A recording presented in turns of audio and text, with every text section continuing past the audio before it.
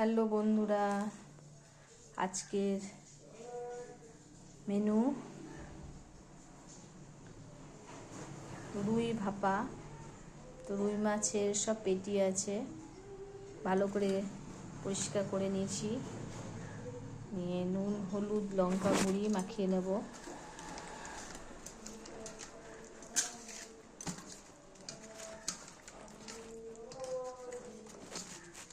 ভালোভাবে মাখিয়ে নেব।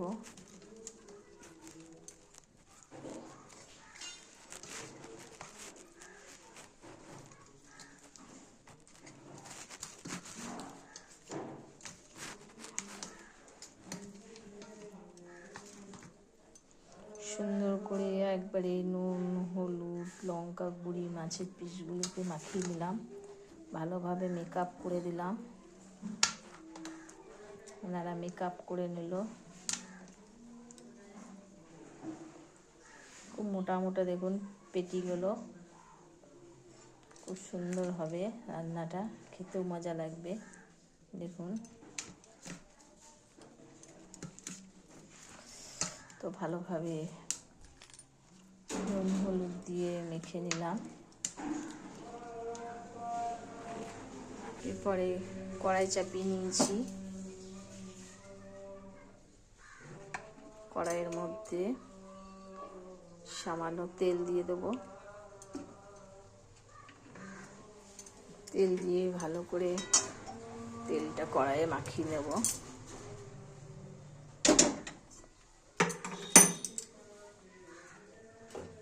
তারপর এক এক করে মাছগুলি ছেড়ে দেবো।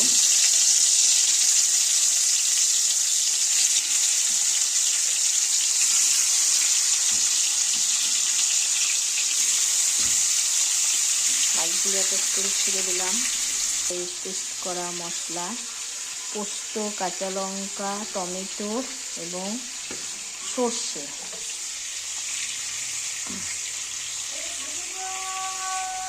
দিয়ে দিলাম ভালো করে। গ্যাসটা পুরো আস্তে করে দেবো। এটা ভালো করে জল দিয়ে ধুয়ে বের করে নেব। ভালো করে ধুয়ে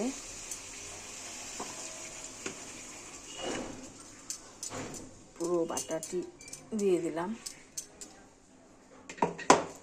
তারপরে হালকা আছে গ্যাসটা করে নিয়েছি, হালকা আছে রান্না হবে। এরপরে একটু নুন দিয়ে দেব, নুন হলুদ,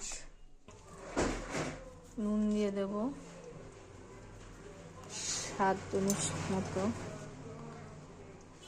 স্বাদ অনুযায়ী নুন দিয়ে দিলাম। আর সামান্য হলুদ দেব।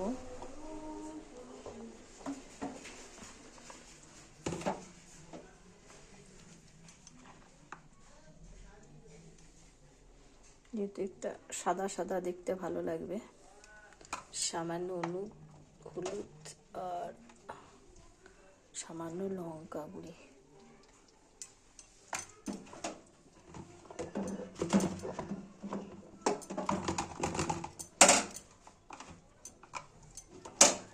এই মশলাদানিটা আমি অনলাইন থেকে অর্ডার করেছিলাম। খুব সুন্দর, একসাথে 4 রকম মশলা রাখা যাবে। তাহলে আমার সব দিয়ে দিলাম, কমপ্লিট হয়ে গেল দেওয়া। এরপরে এটিকে ঢাকা দিয়ে দেবো।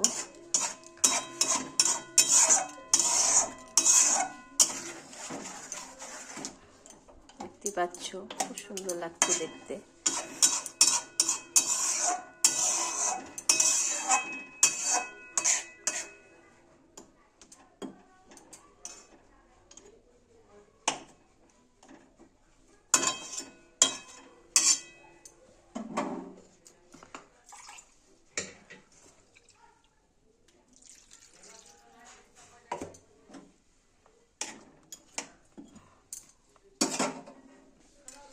দুটি কাঁচা লঙ্কা ভেঙে দিয়ে দিলাম।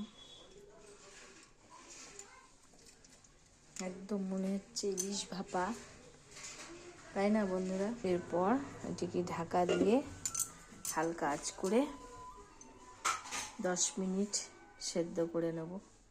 চলো দেখি কতদূর রান্নাটা হলো। কি সুন্দর কালার এসছে,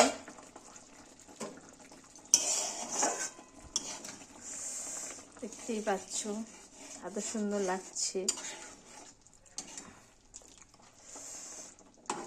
একটু মাছগুলো পাল্টে নেব।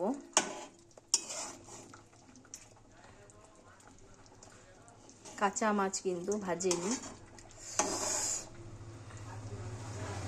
মাছের উপরে যে লেয়ারটা আছে, চামড়াটা দেখো ছেড়ে গেল পুরো। মানে সেদ্ধ প্রায় ভালোই হয়ে গেছে, তাও মাছগুলো একটু পাল্টে আর একটু করে নেব।